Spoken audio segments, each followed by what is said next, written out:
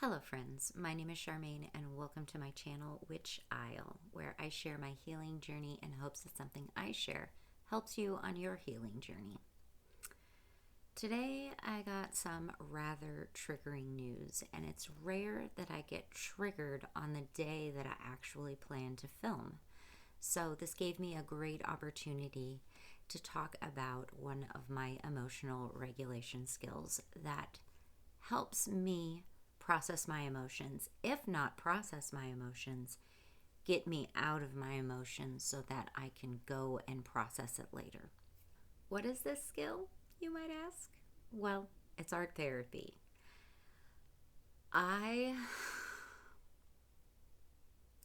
When I was introduced to art therapy way back when I first started my therapy journey and was serious about it, I was very skeptical about how art in any way could help because I couldn't draw anything. I couldn't paint anything. To me, I had no artistic skill whatsoever. However, once I was in art therapy, I found that even though I struggled with a head full of judgment doing an art project in the hour I was there, and then when I was done with it, presenting it to the folks, and then having somebody give me feedback that was positive, even though myself, I was riddled with judgment. Art therapy took me a long way on my healing journey. So if you have not tried art therapy, I highly encourage it. For me, I like big projects because they keep me busy for a long time. So I want to introduce you to one of my art projects that is fit for my spooky themed house, and that would be this dollhouse that I found for $2.99 at the Goodwill store, and purchased it so that I could repaint it into a spooky mansion, in which my plan is to design each of the inner rooms of the mansion very themed and very tiny. So it's a project that's going to take me quite a while. What you see here on the front has taken me about a month to do. I first primed out this, well, first I washed the gross off of it, and then I primed out the building, and then I went to hand painting everything on, and I will flip it around so you can see each of the sides. I keep it on this tray table here because it's mobile. It's usually in my dining room on this little table with the paints, the cup, my little dipping water, and a rag for the paintbrushes. As you see, the paintbrushes are all right here.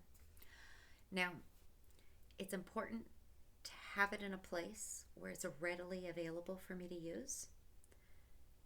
But it's also important that it isn't impeding anything else. Like if I were to have guests over for a meal, I have a table free for that. This isn't on it. The point is that it's out of the way, but very much present in the room so that I know it's there should I need it. I am currently painting this side, which turned out a lot harder than I thought it was going to be. It took a lot more time and a lot more patience.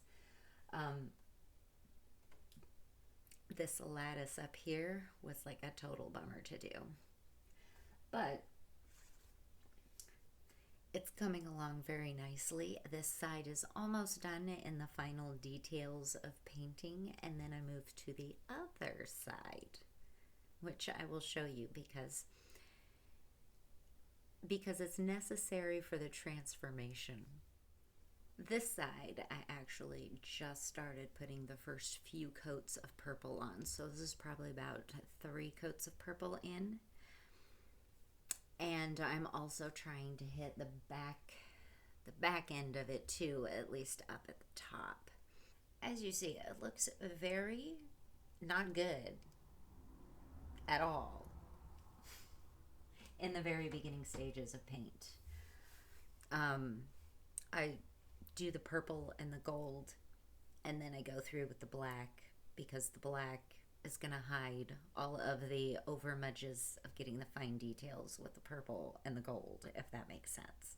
So It takes a lot of time, and it takes a lot of time to get that purple, the deep purple that's up on the front there. Now, the exciting part is going to be the inside. As you see, the inside has a whole bunch of rooms, and my plan is to make each of them themed and hopefully find little characters that I can stick in there that will be spooky themed as well, which means redesigning dolls and finding the perfect finishing touches for the inside of here. If you have watched any of the mystery bin gifts, you may be seeing a few items that will be used on this dollhouse project. So when I got my news today that made my feelings go, ooh, ouch, I told myself first that all of my feelings are valid. It's okay to feel sad.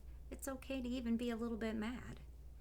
However, I'm not going to dwell in those feelings. I'm going to move on. So if I'm stuck and I keep feeling the same thing over and over again, or my mind keeps running on the same subject, I take a break. And that break might be putting some paint on this thing here.